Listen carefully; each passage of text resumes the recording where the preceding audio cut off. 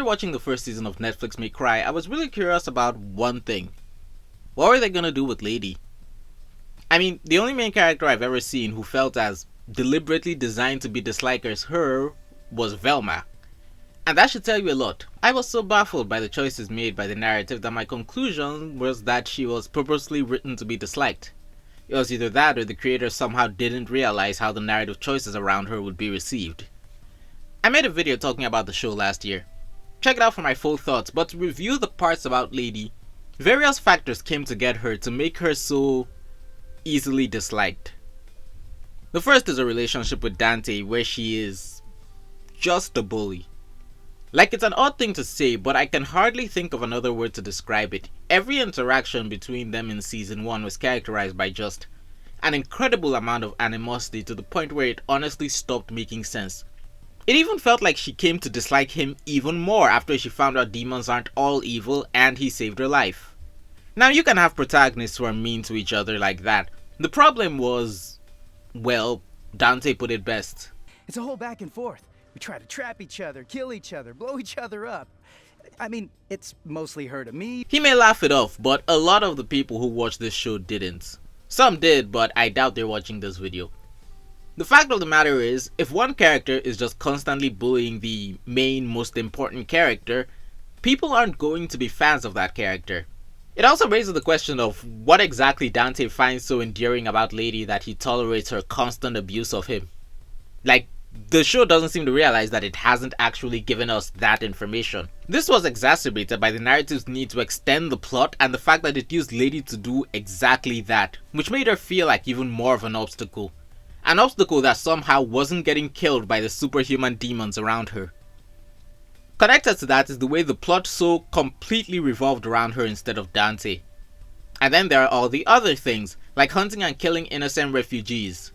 Ironically, the only people who wouldn't judge her harshly for that are the ones most likely to roll their eyes at the show's attempt to portray demons as just like humans. Then there was the swearing and just the general irreverent way she talked. Wow, this list is way longer than I thought it would be. My point is, season 1 gave us a lot of reasons to dislike Lady and not many reasons to like her. It gave us her backstory, but at best that just explained why she was like that. It's not gonna make people stop disliking that she's like that. It gave her a subplot about learning not to be racist, but most of the goodwill that created got torched when she continued to work for DARKCOM after they torched the people she tried to save. And as the bow on top, she sedated Dante and had him frozen right before America invaded hell. I still can't believe that was an actual plot point. So, as I anticipated seeing how season 2 would turn out, I was reminded of another female character who was disliked after season 1. Amber. Except Amber's better. For one thing, and a lot of people don't remember this, Amber actually has several likable traits.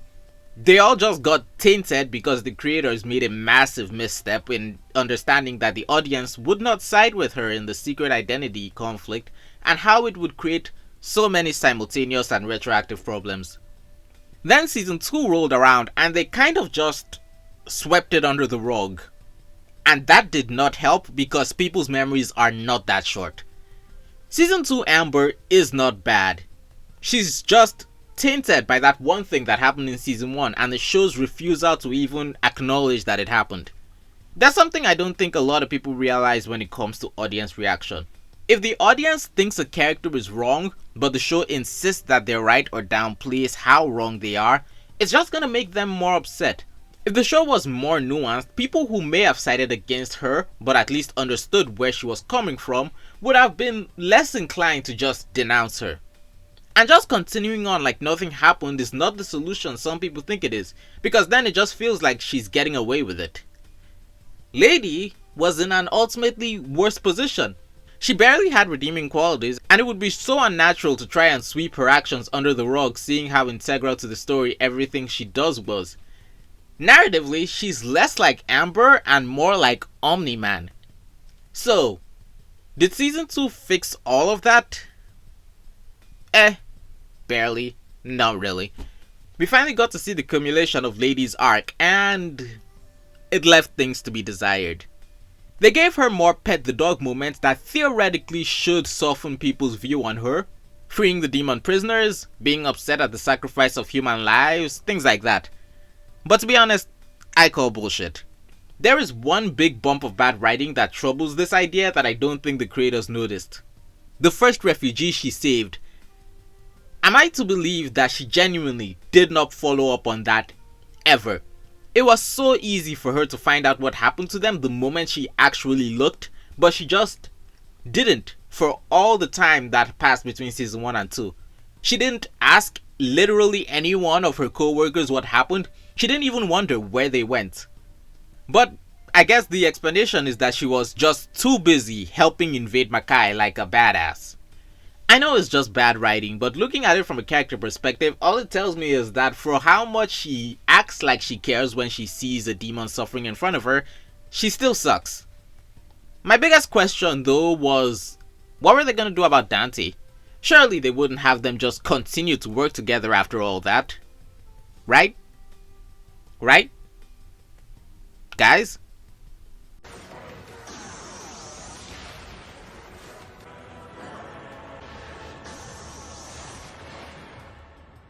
Here's a trope I've really come to hate. When character A does something bad and hurts character B, and the only person allowed to acknowledge that or be negative about that is character A, if we're lucky. And the only people pointing out that character B should be upset is someone that we're not supposed to listen to. That last one just feels like the writers attempting to manipulate my feelings. Lady is aware that Dante should hate her. Dante is not. He is more upset with her in Lady's memory of their reunion than he is in his own. This happens a lot with female characters too. It's like a manifestation of the meme, women most affected. Except sometimes they even do it to women. The whole thing is about how much Lady regrets the bad things she's done, but it rings hollow when her biggest still living victim isn't written to care. Is this how he is in the games? Like, I've seen clips of Game Lady shooting Game Dante, but in those clips, he is so overpowered that nothing she does actually slows him down, and he's still less happy with her there than he is in the show. It's kind of amusing to see how the show tried to get around how baffling the plot point is. Some characters do point out that it's weird Dante is acting like this, usually a character the audience isn't supposed to agree with, and then they just shrug it off like, Dante's weird. You know what? Sure, Dante's like that. It's not gonna make the audience any more accepting of her than they already were though. Neither is putting her in an outfit that shows off her cleavage that this little girl had lying around for some reason, or implying that they had sex. Oh, yeah, right, they included a romance between the two. For some reason. Kind of hard to believe considering how much of the relationship up to this point has been fighting and lies, but I think I can buy it. Lady was just coping with all the mental damage she's accrued and connected with Dante's trauma and the fact that he's a much better person than she is. And Dante was horny. No, straight up, unless he's a masochist, the only thing I can imagine he likes her for is her body. I hardly feel justified in using the same trauma excuse I use with Lady on him because, like, what does he actually know about her backstory? She just revealed that she was still lying to him like 20 minutes before this scene happened, by the way. On the bright side, I think they toned down the swearing. Look, I actually like Lady's arc. Mostly. That's the odd thing. If not for all the parts where I feel like the show is actively trying to make me dislike her, I'd like her. Take these characters who I'm very confident are show original creations. I think they were good accessories for bringing her character, and Virgil's character to a lesser extent, full circle. Ah, Virgil. The game fans I've seen talk about this show really hate how he is in this show. But back to Lady. I still don't really like her. You know, the book I'm writing actually has a similar character. In theory. There is a character who is introduced attacking the main character and spends the rest of the story being incredibly antsy and impatient about progressing the plot. Except she had extremely good reason to suspect he was the one abusing her sister, to the point where the fact that he wasn't was the kind of news that had world leaders panicking at what it implied. And the plot is about figuring out who is abusing her sister, and every action she intentionally takes after the first meeting is in favor of helping the main characters figure that out. She even gets rid of people harassing him and his family while being his bodyguard. Not gonna comment on if I successfully made her more likable, because I'm an amateur writer who is far too confident in his creation. But you see my point, right? If you're curious, I am currently looking for a beta reader for my novel. I don't know when it's coming out. Also, she apologizes immediately. Does Lady ever apologize? I just watched the whole show and I genuinely can't remember. We don't actually see the real Lady apologize to Dante for freezing him. Which, by the way, she had like no intention of undoing. It wasn't her decision to defrost him, it was her boss because they needed someone to fight Virgil. She just was perfectly happy to leave him there. Anyway, back to the concept of Lady apologizing. She says she's sorry in his childish recreation of their meeting, but it's played like some sort of anime high school drama, and in Lady's overly serious recreation, she deflects a bunch by making excuses for her actions when he presses her and never actually says she's sorry. She just gives him the job of catching his brother and calls that an apology.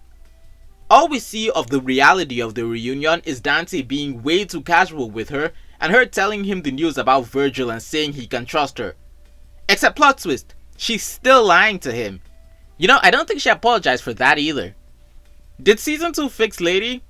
No. It brought her character arc full circle in a way that I can't really fault it for, but it never manages to overcome the hurdles it set for itself with the first season. Instead, it just walks around them and hopes no one is paying attention. Shout out to my patrons and channel members, A, Skyman, and Jarek Evolved. Tell me your thoughts on Lady down below, and while you're at it, don't forget to hit the like button, hype the video, and subscribe for more content. Thank you, and good day.